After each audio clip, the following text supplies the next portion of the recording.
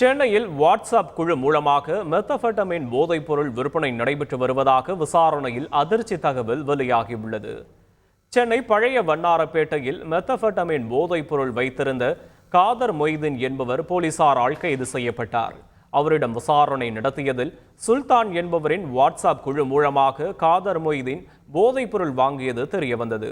தொடர்ந்து சுல்தான் அளித்த வாக்குமூலத்தின் அடிப்படையில் திருவான்மியூரைச் சேர்ந்த ராகுல் என்பவரை போலீசார் கைது செய்தனர். அவரிடம் நடத்திய விசாரணையில் ராகுல் கடந்த 2 ஆண்டுகளாக போதைப்பொருள் கடத்தி வந்ததும் இலங்கையைச் சேர்ந்த போதைப்பொருள் கடத்தல் கும்பலுடன் தொடர்புள்ளதும் தெரிய வந்துள்ளது. மேலும் ராகுல் முன்னாள் அமைச்சரின் உறவினர் என தெரியவந்த நிலையில் திருவான்மியூரில் உள்ள அவரது வீட்டிலிருந்து முக்கிய ஆவணங்களை போலீசார் கைப்பற்றியுள்ளனர். செய்திகளை உடனுக்குடன் தெரிந்து கொள்ள உடனே சப்ஸ்கிரைப் பண்ணுங்க.